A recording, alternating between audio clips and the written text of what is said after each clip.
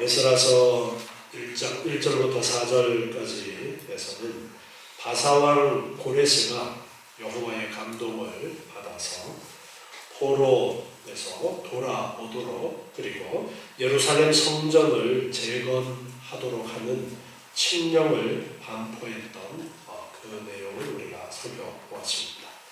이제 이어지는 5절부터 11절까지는 고레스 왕의 칙령대로 원주민들이 물질적인 협조를 하고, 또 고레스가 성전의 기명을 반환해서 이스라엘 자손의 제1차 포로 귀환이 이루어졌다라는 내용을 기록하고 있습니다.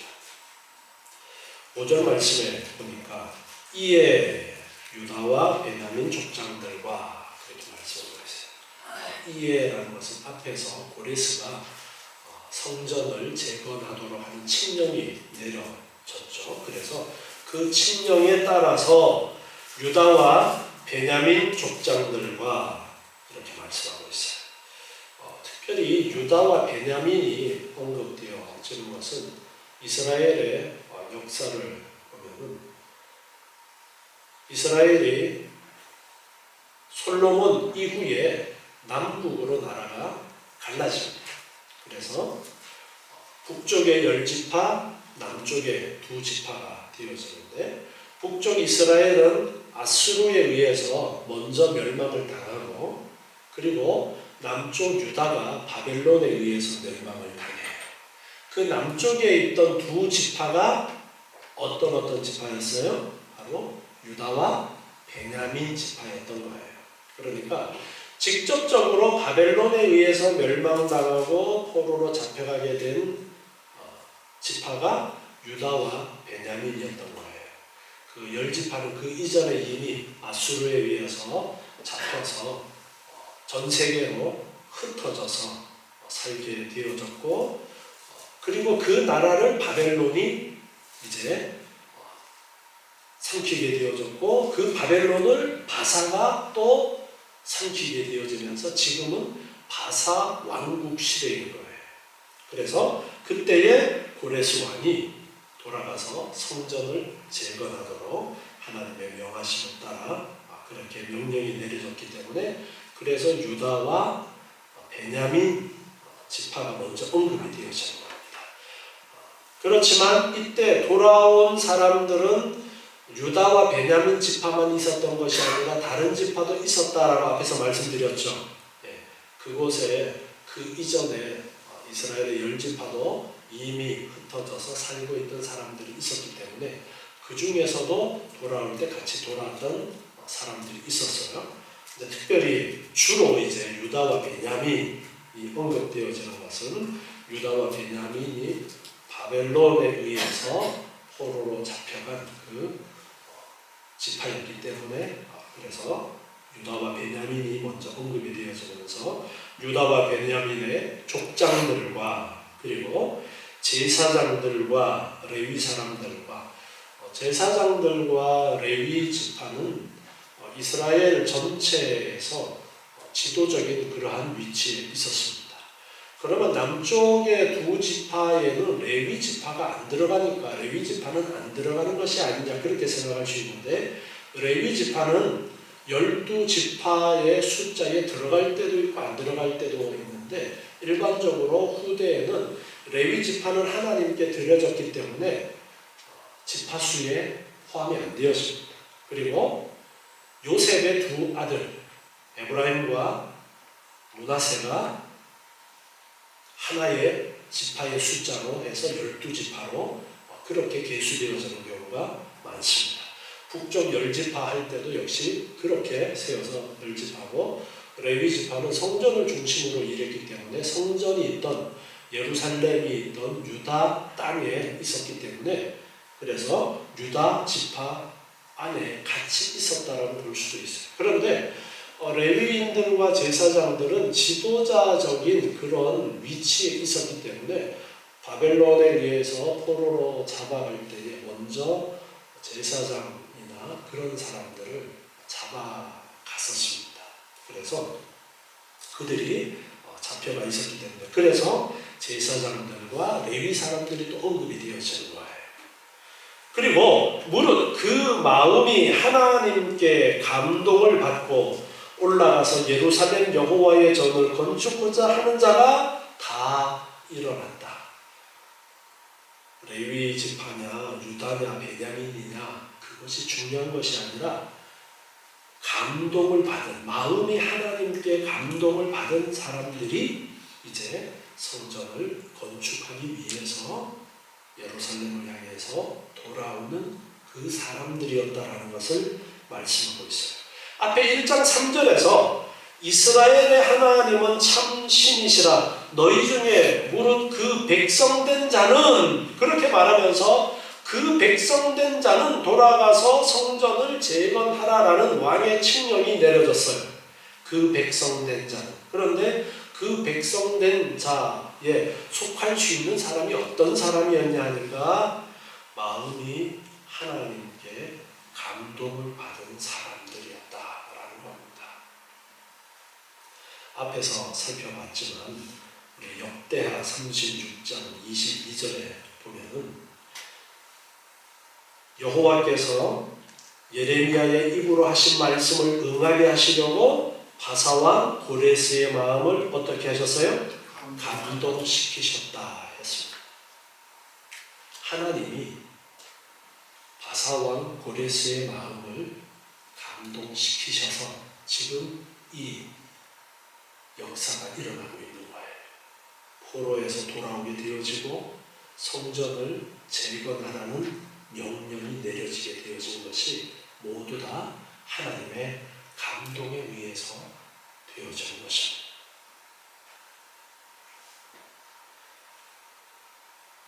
느헤미야 2장 12절 말씀으로 보면요, 느헤미야 2장 12절에 내 하나님이 내 마음을 감화하사 예루살렘을 위하여 행하게 하시기를 내가 아무 사람에게도 말하지 아니하고 밤에 일어나 두어 사람과 함께 나갈새 내가 탄 짐승 외에는 다른 짐승이 없더라. 이렇게 느헤미야도 이제 돌아와서 성을 재건하는 그 일을 하게 되었던 것도 바로 하나님께서 감동을 주셨기 때문에 라고 그렇게 말씀하고 있습니다.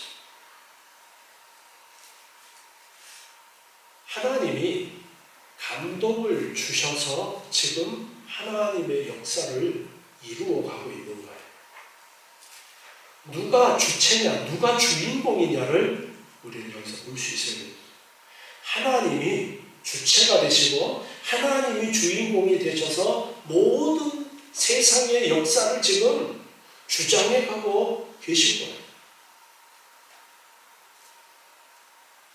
그래서 이방 왕이었지만 바사왕이었던 고레스의 마음도 감동을 시키셔서 하나님께서 말씀하셨던 그 역사를 이루게 하시는데, 하나님께 감동을 받은 사람들은 돌아오는 겁니다.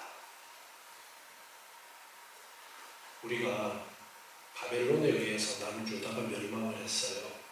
바벨론에 의해서 남유다가 멸망을 했는데 멸망당할 때 하나님 앞에 의로운 사람들이 있었겠어요? 없었겠어요?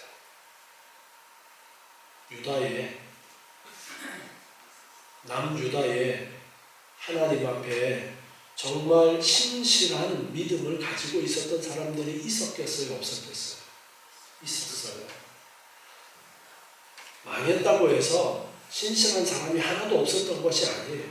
신실한 사람들이 있었지만 그들이 함께 멸망한 거예요. 왜? 이스라엘이 하나님 앞에 범죄해서 함께 멸망하게 되었던 거예요. 그들이 바벨론의 포로로 끌려갑니다.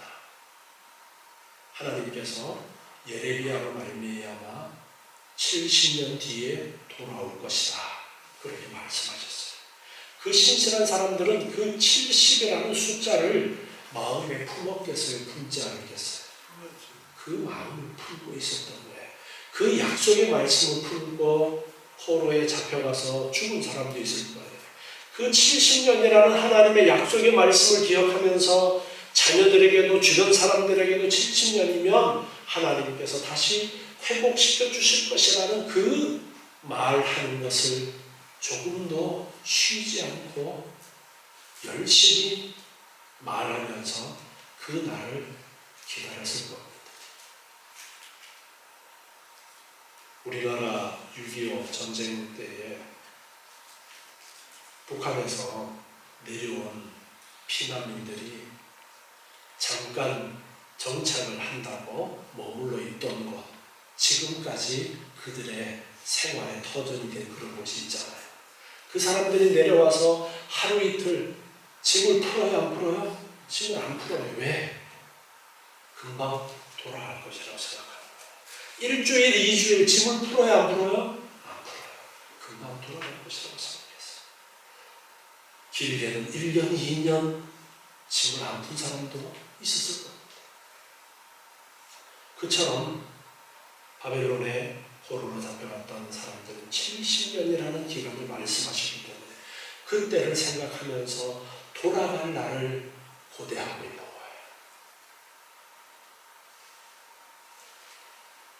그 바벨론 사회에 녹아들지 않고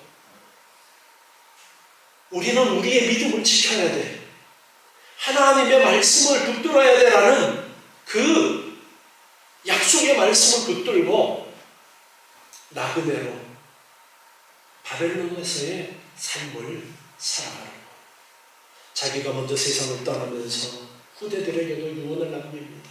하나님께서 70년 만에 돌아가도록 해주겠다라고 약속하셨으니까 너희는 그 약속의 말씀을 기억해라. 그리고 드디어 70년이 되었습니다. 하나님의 약속의 말씀을 따라 바사 왕의 칙령이 내려집니다. 자, 여기에 그 마음이 하나님께 감동된 사람들이라고 했어요. 하나님께서는 이미 그러한 사람들은 진작부터 하나님께서 돌아갈 약속의 말씀을 붙들고 살도록 감동을 주셨던 그러한 사람들이었던 거예요. 그래서 그들은 이 칙령이 내려질 때 너무나도 기뻐 뛰면서 짐을 싸서 출발을 하게 되는 겁니다.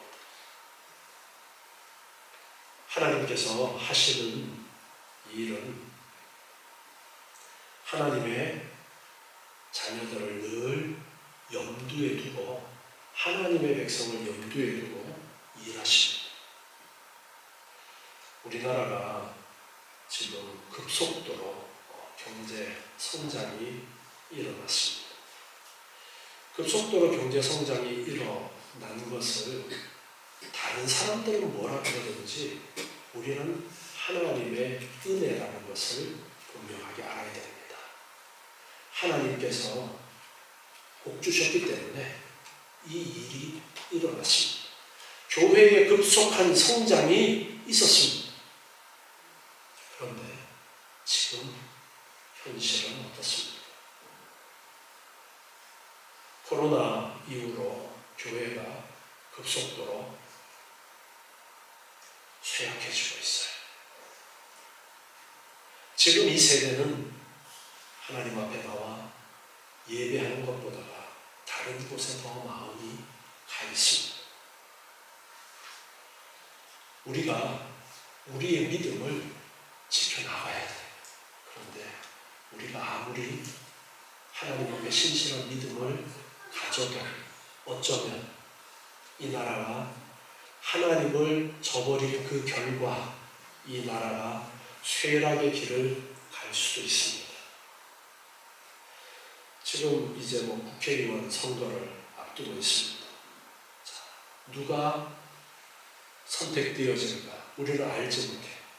그런데 누가 선택되든지 그것이 하나님께서 결정하시는 일입니다. 나라의 해가 되는 사람이 뽑힐 수도 있고 나라의 유익이 되는 사람이 뽑힐 수도 있습니다. 나라의 유익이 되는 사람이 뽑혀서 나라가 더 윤택한 나라로 나아갈 수도 있지만 나라가 망하도록 하는 그 일꾼이 뽑혀서 나라가 나락으로 떨어질 수도 있습니다.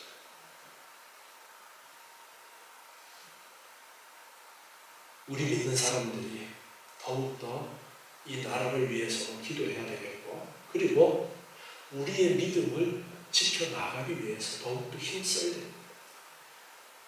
교회가 올바로 서고 성장하면 하나님께서 나라 전체를 붙들어 주실 것이지만, 그렇지 않으면 이스라엘의 멸망처럼 포로로 잡혀가서 70년이라는 기간을 지내게 되는 그런 고난의 시간이 있을 수도 있습니다.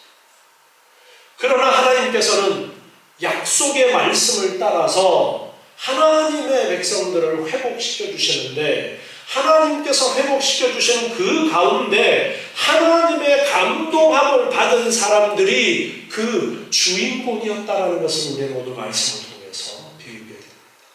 하나님의 감동을 받은 사람들이 주인공이 되어서 하나님의 성전을 재건하는 그 일을 앞장서서 지금 하게 됩니다.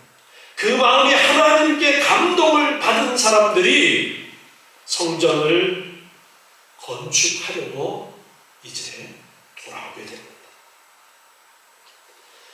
하나님께서 일하시는 것은 하나님께서 그 마음 가운데 감동을 주셔서 일하게 하십니다.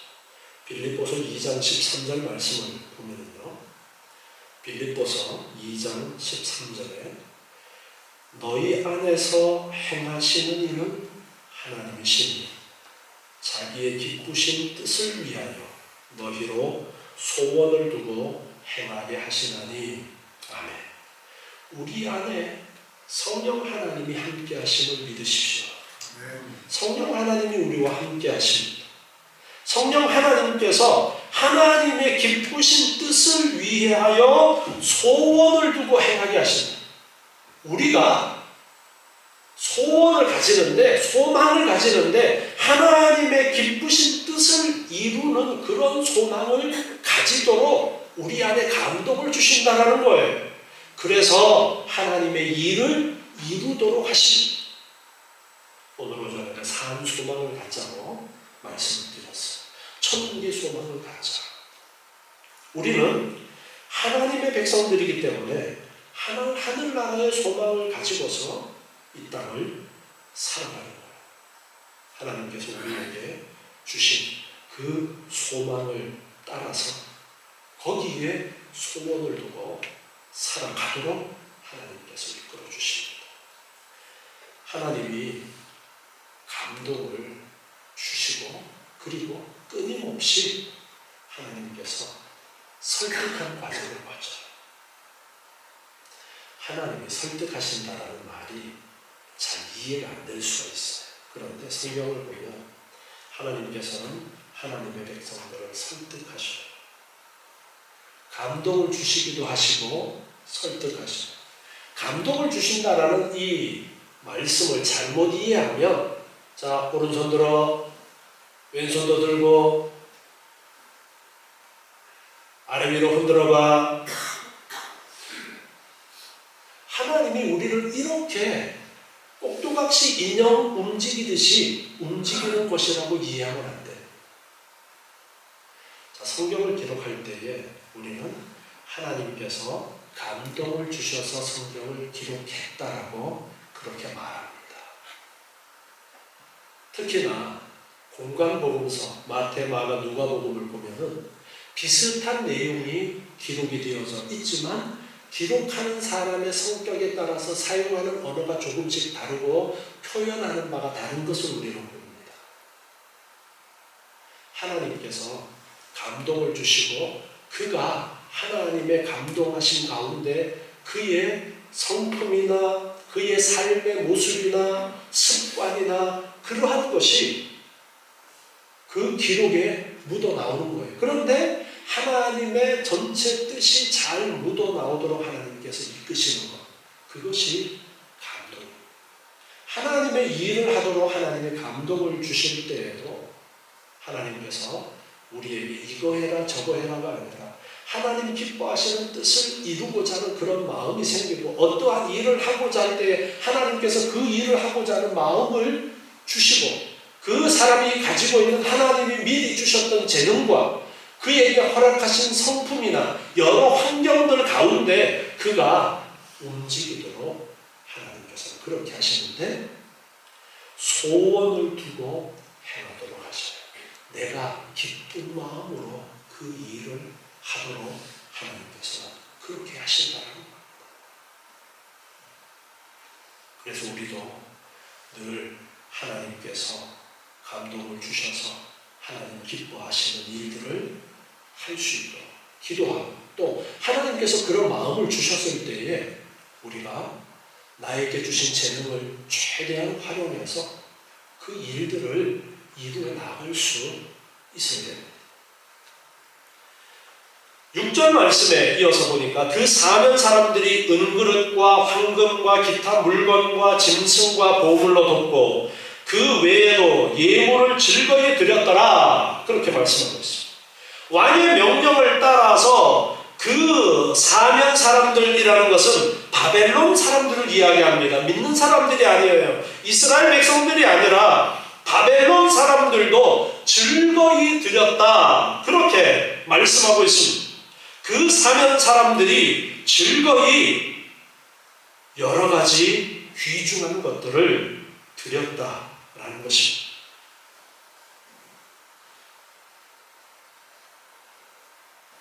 하나님은 즐거운 마음으로 드리기를 원하셔요. 억지로 드리기를 원하지 않습니다. 헌금을 함에 있어서도 즐거이 내야 된다라고 그렇게 말씀하고 있습니다. 인색함으로나 억지로 하지 말지니 하나님은 즐겨내는 자를 사랑하시느니라 고린도후서 9장 7절에서 그렇게 말씀하고 있습니다. 즐거운 마음으로 행하기를 원하신다.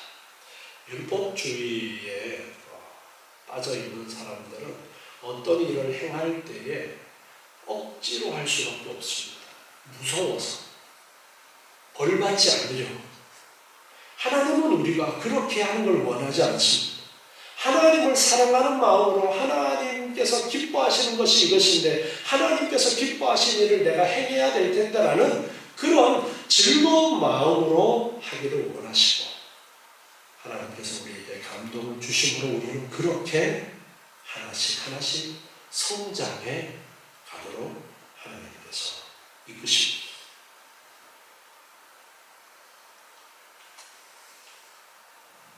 성전을 건축하기 위해서 왕의 명령이 내려진 이후에 많은 사람들이 즐거이 드리는 그 예물을 하나님께서는 사용하셨습니다. 그들이 즐거이 예물을 드리도록 하나님께서 그들의 마음 가운데도 역사하심이 있었다라는 거예요. 7절에 보니까 고레스 왕이 또 여호와의 전 기명을 꺼내니 옛적에 느부갓네살이 예루살렘에서 옮겨다가 자기 신들의 닭에 두었던 것이라. 느부갓네살 바벨론 왕이죠. 예루살렘을 함락시켰던 그 느부갓네살 왕이 성전에 있던 온갖 귀중한 것들을 다 가지고 자기 신당에다 갖다 놓았어요. 예전에도 여러 번 말씀드렸지만 당시에 전쟁을 하면은 신들의 전쟁이었어요. 그래서 내가 섬기는 신이 전쟁에서 이기게 했다라고 그렇게 생각을 했어요. 우리가 보면은 법궤를 이제 빼앗아 간 그런 거 볼 수 있죠. 블레셋 사람들이 법궤를 빼앗아 갔던 일 볼 수가 있는데 이스라엘에 다른 신이 없으니까 전쟁할 때에 뭘 메고 나갔어요? 법궤를 메고 나갔어요. 그러니까 전쟁에서 이기니까 저게 저들의 신인가 보다 하고 그 법궤를 빼앗아다가 자기 신전, 낙원 신전 안에 갖다 놨더니 어떻게 됐어요? 신들이 꼬꾸라져가지고 모가지가 부러지고 그래서 결국은 돌려주게 된 그 사건도 기록되어졌죠. 이 바벨론도 신들의 전쟁이라고 생각했기 때문에 진나라의 신을 가져다가 자기 신 앞에 쭉 나열을 시키는 거예요. 자기 신이 우선이고 그 앞에 신하들처럼 쭉 나열시켜서 놓는 거예요. 그런데 이스라엘 성전에는 신이 없으니까 각종 귀한 그릇이나 그 안에 도구들 그러한 것들을 가져다가 놓는 거예요.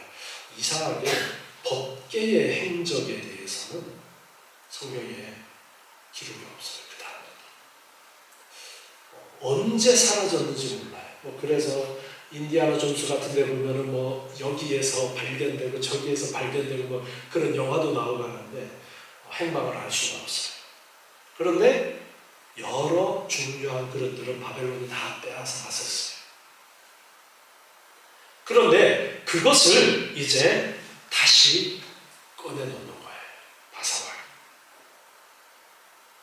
그래서 그것을 가지고 돌아가서 다시 성전 안에 그것을 놓아둘 수 있도록.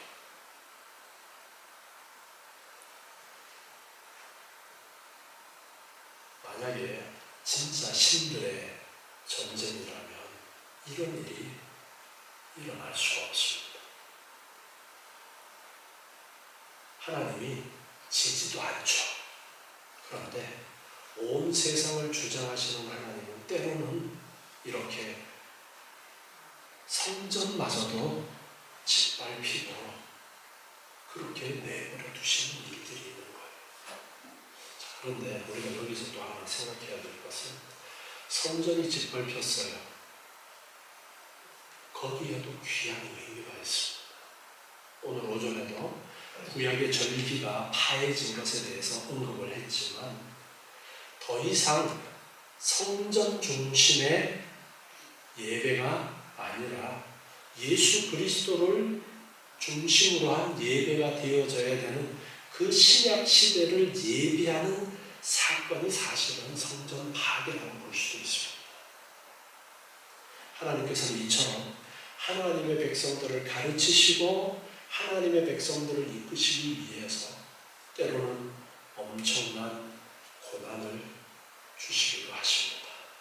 여러분, 그래서 우리는 하나님의 뜻을 올바로 헤아리고 하나님의 그 변함없는 사랑, 우리를 사랑하시는 하나님의 변함없는 그 사랑을 우리는 잊지 말아야 돼요. 끝까지 우리를 사랑하시는 그 사랑을 잊지 말아야 돼요. 8절에 보니까 그것을 이제 유다 목백 세스바살에게 넘겨서 유다 목백이라고 하면 이제 책임자를 이야기하는데 그에게 줍니다. 수요는 금반이 30, 은반이 1천, 칼이 20, 금 대접이 30, 그보다 작은 은 대접이 400열이요. 기타 기명이 1천이니 금, 은, 기명의 도합이 5,400이라 엄청나게 많은 숫자죠. 사로잡힌 자를 바벨론에서 예루살렘으로 데리고 올 때에 세스바살이 그 기명들을 다 가지고 왔더라. 우리는 오늘 이 말씀을 통해서 하나님이 세상의 주인이심을 다시 한번 깨달아야 됩니다. 보이지 않아도 우리를 사랑하시고 함께 하시는 하나님을 아셔야 됩니다. 로마서 8장 35절에 말씀하고 있어요. 로마서 8장 35절에 누가 우리를 그리스도의 사랑에서 끊으리요? 환난이나 곤고나 핍박이나 기근이나 적신이나 위험이나 칼이랴. 그 어떤 것도 그리스도의 사랑에서 우리를 끊을 수 없다.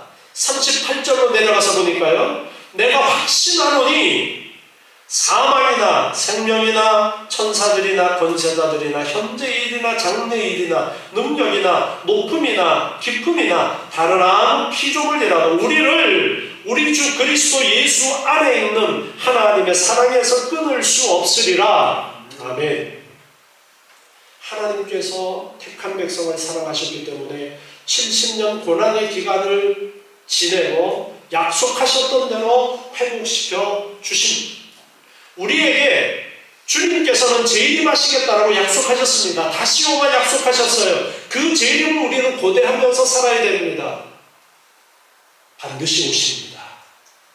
그날을 우리는 기다리면서 사는 거예요. 우리에게 일어나는